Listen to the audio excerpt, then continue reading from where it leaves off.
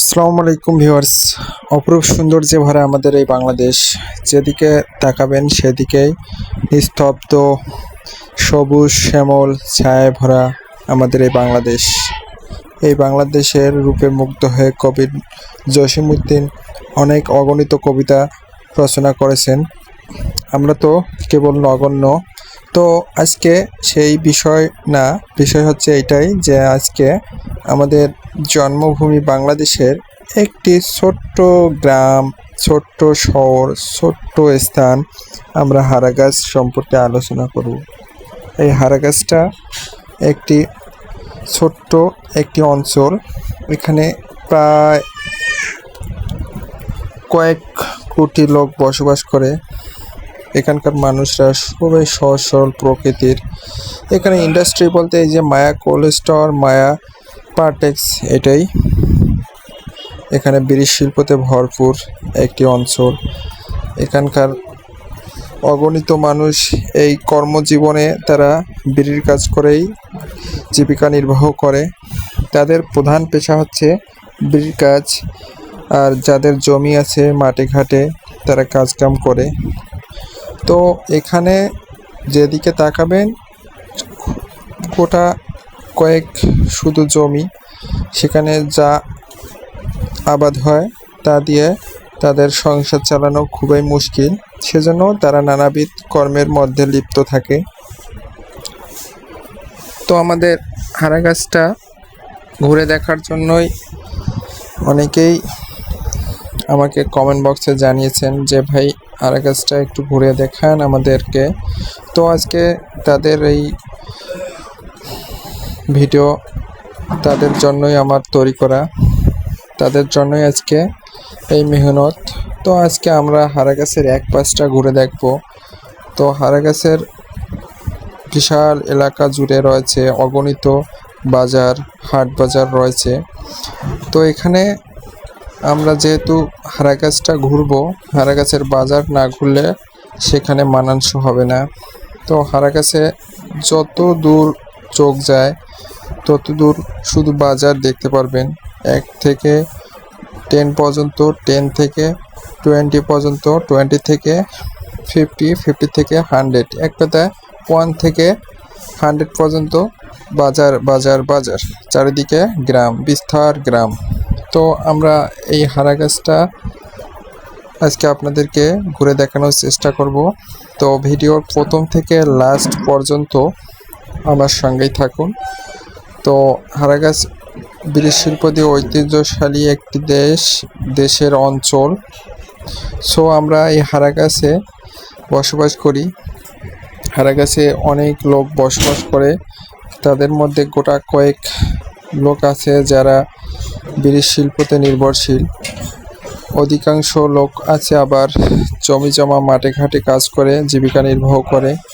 তাদের প্রধান পেশা যেহেতু বিড়ির কাজ, তারা বিড়ি শিল্প, যেমন এখানে আছে আজিজ বিড়ি, ফরিং বিড়ি, মায়া বিড়ি, অনেক প্রকারের বিড়ি, মমতাজ বিড়ি, চামান বিড়ি, নূর বিড়ি, আরও অনেক অনেক প্রকারের বিড়ি। এখানে জর্দা, গুল, নানা প্রকারের কোম্পানি বিস্তার লাভ করে। এই হারাগাছ শিল্পর মধ্যে রয়েছে এমন প্রকৃতির কিছু কিছু জায়গা যেখানে আপনি যদি ঘুরতে চান তাহলে আপনি একাই আসলে সেখানে ঘুরতে যাওয়া খুবই নগণ্য হবে, খুবই ক্রিটিক্যাল হবে। তাই ফ্যামিলি সহ আসলে আপনার পক্ষে অনেক ভালো। তো হারাগাছে আলহামদুলিল্লাহ এখন পর্যন্ত কোনো চোর ডাকাত বা ছোট গ্যাং বা মাস্তানের কোনো জন্ম নেই।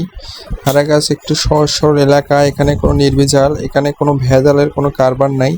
যা ভেজাল বলতেই আমরা বোঝাচ্ছি যে বিড়ি শিল্প যে একটা হারাম প্রোডাক্ট, এইটাই তৈরি হচ্ছে হারাগাছে।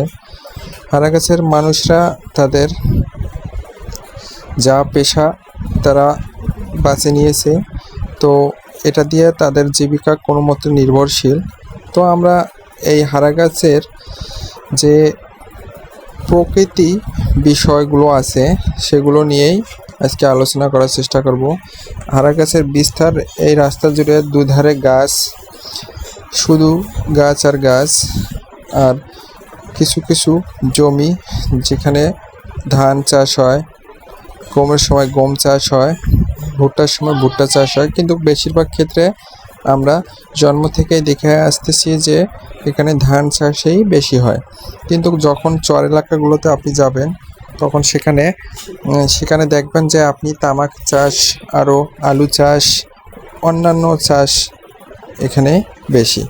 তো হারাগাছের এই শিল্পতে আমরা যা বুঝলাম যে হারাগাছের মধ্যে যত গরিব মানুষ আছে তারা সকলেই বিড়ি শিল্প দিয়ে নির্ভরশীল। আর যারা অর্থশালী বিত্তশালী আছে তাদের পেশা হচ্ছে তারা এই বিড়ি শিল্প দিয়ে যে ইনকাম হয় তা দিয়ে তারা বাইরের দেশ বা বাইরের অঞ্চলে বা বাইরের বিভাগে তারা ইন্ডাস্ট্রি, গার্মেন্টস, কলকারখানা, অন্যান্য কিছু তারা স্থাপন করতেছে। কিন্তু হারাগাছের উন্নতি কোথায়? আজকে আমরা যেদিকে তাকাবো সেদিকে দেখতেছি শুধু অভাব আর অভাব। এই উন্নতির পিছনে আমাদের যে মেহনতটুকু আমরা সেটা ব্যয় করতে পারতেছি না। তো এই মেহনতগুলো ব্যয় করতে পারছি না, তার কারণ হচ্ছে যেমন হারাগাছে মেহনত আছে করার মতো মানুষ, কিন্তু মেহনতের জায়গা খুঁজে পায় না। তারা মেহনত করার জন্য যাচ্ছে বাইরে, ঢাকা যাচ্ছে, রংপুর যাচ্ছে, কুড়িগ্রাম যাচ্ছে, আরও আনুষঙ্গিক জেলা যাচ্ছে, কিন্তু সেখানে গিয়ে তারা কী পাচ্ছে?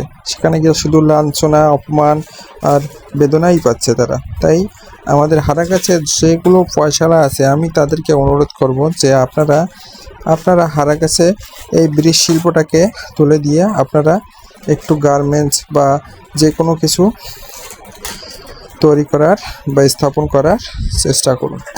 আমাদের এই হারাগাছটা আজকে যে পর্যায়ে আছে, আগামীতে আমরা এই পর্যায়ে দেখতে চাই না। আমরা আগামীতে উন্নতির দিকে দেখতে চাই। যে সরকারই আসুক তাদের উচিত হারাগাছটার দিকে নজর রাখা।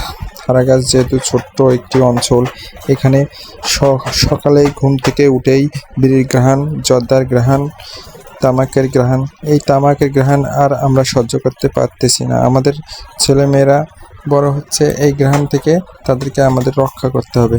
আমরা এইসব থেকে বাঁচতে চাই। তাই আসুন আমরা সকলে একে অন্যের সাথে মিলে এগুলো রোধ করি। তো ভাইয়েরা, আজকের ভিডিওতে এই পর্যন্তই। ভালো থাকবেন, সুস্থ থাকবেন। আসসালামু আলাইকুম রহমতুল্লাহি ওয়া বারাকাতুহু। এই হারাগাছের বুকে অনেক বিশিষ্ট মানুষের জন্ম, অনেক মানুষ আছে, আর আবার এখান থেকেই তারা জন্মগ্রহণ করে বিদেশে বা অন্যান্য রাষ্ট্রে স্থায়ীভাবে বসবাস করা শুরু করে দিছে। তো আমাদের হারাগাছের ইতিহাস জানতে হলে আমাদের হারাগাছ সম্পর্কে আপনাকে ভালোভাবে ঘুরে দেখতে হবে। দেখলেই আপনারা জানতে পারবেন যে আসলে আমাদের হারাগাছের ইতিহাস কতদূর, কতটুকু, কত প্রকার হতে পারে। তো ভাইরা, আর বেশি দেরি না করে আপনাদেরকে আমি হারাগাছের ঐতিহ্যশালী কিছু স্থান ঘুরে দেখাবো। আপনারা আমার সঙ্গেই থাকুন। হারাগাছটা আমরা অনেকেই ছোট করে দেখি, কিন্তু আসলে হারাগাছটা ছোট না। হারাগাছটা বিশাল এরিয়া জুড়ে একটি অঞ্চল। এখানে প্রায় বেশ কয়েক বলা ভুল হবে, শত শত গ্রাম রয়েছে। রংপুর শহরের বুকে হারাগাছ বিশাল বড় একটি অঞ্চল। এই অঞ্চলের মানুষরা খুব সহজ সরল প্রকৃতির হয়ে থাকে। তারা তাদের কথার মূল্য রাখে। এখানে অতিথায়ন অর্থাৎ অতিথি আপ্যায়নটা বেশ। এখানে সকালে সবাই নাস্তা করে, চা দিয়ে নাস্তা শুরু হয়। আবার হচ্ছে রাত্রে ঘুমানোর আগেও তারা চা খায়। হাট বাজারগুলোতে চায়ের সমারোহ। তো এখানে যা কিছুই আপনি পাবেন, সকালে অন্তত চাটা পাবেন। কিন্তু এখানে যা আপনারা দেখতে পারতেছেন সব কিছুই হারাগাছ পাবেন। হারাগাছে অন্তত আপনারা ইট থেকে শুরু করে, বিড়ি থেকে শুরু করে সব কিছুই মোটামুটি পেয়ে যাবেন। আপনাদের সকলকে হারাগাছের দাওয়াত রইল। আপনারা অবশ্যই আসতে ভুলবেন না আমাদের এই হারাগাছের এই অঞ্চল অন্তত ঘুরে দেখবেন। এখানে ঘোরার মতো অনেক কিছুই আছে, যেমন হচ্ছে হারাগাছ বনায়ন, হারাগাছ মায়া বাগান, হারাগাছ সদরঘাট ব্রিজ, হারাগাছ সাদা জামে মসজিদ, হারাগাছ সারাই বাজার, হারাগাছ হক বাজার, Alibaba theme park, Alibaba hotel, সোনার চাঁদ, হারাগাছ মায়া কোল্ড স্টোর, আর অন্যান্য হারাগাছ কলেজ, হারাগাছ মেডিকেল। আপনারা চাইলে এগুলো এসে ঘুরে দেখতে পারেন। তো আশা করি আপনাদের অনেক ভালো লাগবে। তো আপনারা যদি আসেন তাহলে নিজের চোখে দেখতে পাবেন হারাগাছের সৌন্দর্য। এখানে হারাগাছের বিশেষ করে বিড়ির কারখানাগুলো যদি আপনারা একটু ঘুরে দেখেন তাহলে আপনাদেরকে আমি আশাবাদ ব্যক্ত করতেছি আপনাদেরকে অনেক ভালো লাগবে। যেমন দেখেন যে তাদের কামের যতটুকু শ্রম প্রয়োজন, যতটুকু মূল্য প্রয়োজন তারা পাচ্ছে না, তো তার চেয়ে বেশি তারা কাজ করতেছে। তাদের এই কষ্টটা আপনারা অন্তত উপলব্ধি করতে পারবেন। ধন্যবাদ আপনাদেরকে। ভালো থাকবেন, সুস্থ থাকবেন। আর আমার চ্যানেলে যদি আপনারা নতুন হয়ে থাকেন প্লিজ সাবস্ক্রাইব করবেন। আসসালামু আলাইকুম রহমতুল্লাহি ওয়া বারাকাতুহু।